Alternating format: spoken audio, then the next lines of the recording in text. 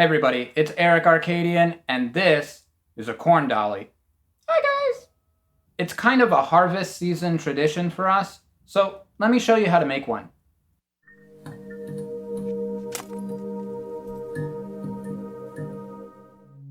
All you need for this is some corn husks, twine, and a pair of scissors. I'll start by cutting a short length of twine, which I'll need in just a minute. I soaked the corn husks in water for a few hours to make them pliable. You can get a big bag of them at most grocery stores for less than $10. The first part of the doll that you form is usually the head. We don't want the head to be completely flat, so I'm using a balled up piece of corn husk to go inside, and then you just fold one piece of corn husk around it and tie it off. In the past, I've also used small squares of fabric as stuffing, but I'm just keeping it simple today. This is definitely a situation where having an extra set of hands would be helpful. So just tie it off, make sure it looks reasonably head-like, and then snip the ends of the twine because we don't want them to get in the way later. I'll cut another piece of twine to keep it handy. The next part of the doll that we're going to form is the upper portion of the body, and for this section we're going to use two pieces of corn husk, one on the front and one on the back, and I kind of want to find two pieces that at least vaguely match each other in size and shape. It'll look like they're going the wrong way at first, but in a second I'm going to fold them over. Just be sure to tie them off above the first knot that you made on the head so that it hides the twine. Okay, so while I'm doing that, let me tell you a little bit about where this tradition comes from. It's said that when ancient peoples started forming more agrarian cities, they came to believe that there was literally a spirit of harvest that dwelled in their fields. When they cut down their crops, they were essentially taking away the spirit's home. Nobody wanted to be responsible for offending the spirit, so they would use the last sheaths of wheat to make a doll, which would serve as a home for the spirit until new crops could be planted in the spring. And yes, I said wheat, not corn. More on that in a moment. Alright, kind of looking like a ghost, right? The next things we need to work on are the arms and chest. I'm actually going to braid the arms, so I'll cut one husk into 3 evenly sized strips, tie off one side, and then start braiding. Please don't make fun of me, I have never been very good at braiding things. I'll tie off the other end, snip the excess twine, and then trim each side to make it look more even.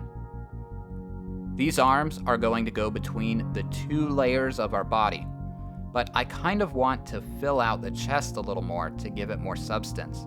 So I'm gonna fold up another little piece and put it inside. Alright, I'm pretty happy with that. Just need to adjust things a little bit to get these arms in the right place. If the corn husks are soaked well enough, they'll be very pliable, but they're also pretty easy to rip, so be gentle. Tie another piece of twine a couple of inches below the arms to keep everything secure. The next thing we'll work on is the lower part of the body, which usually ends up taking the form of a dress or legs. Whichever you choose is totally up to you, but I think this little dude is telling me he wants legs. Just like forming the upper part of the body, I'm going to use 2 pieces of corn husk, one on the front and one on the back, tie them off above the last piece of twine, and fold them over. So, back to my previous comments on corn and wheat. In the United States, we usually use the word corn to refer to maize, but this tradition comes from Europe, in a place where maize didn't exist. They used the word corn to refer to wheat, which means that a corn dolly actually would have been a wheat dolly.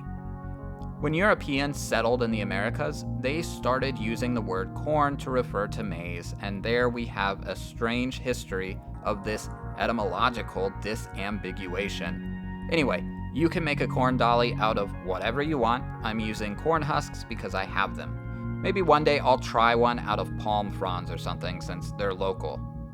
Now, to make these legs, I'm just going to cut straight up the middle.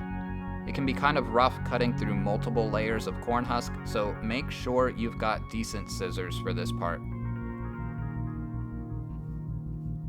I'm just gonna fumble around with the legs a little bit to try to make them look good, and then tie twine around the bottom. I wanna make sure that they're not too tall or too short, otherwise my little doll is gonna look a little weird. Okay, I was not totally happy with how I first tied off the bottom of the legs, so I'm going to redo that, but that just gives me an opportunity to tell you what we're going to do with this thing once it's finished and dried.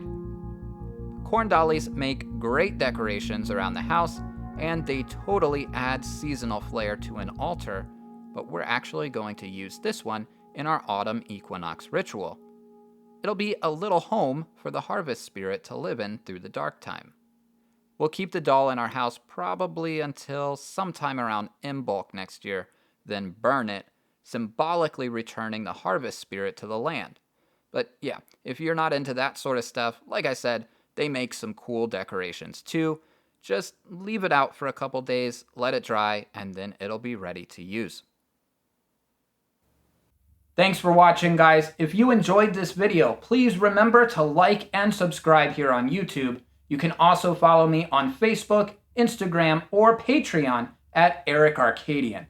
Just remember, there's always a way to make music. Until next time.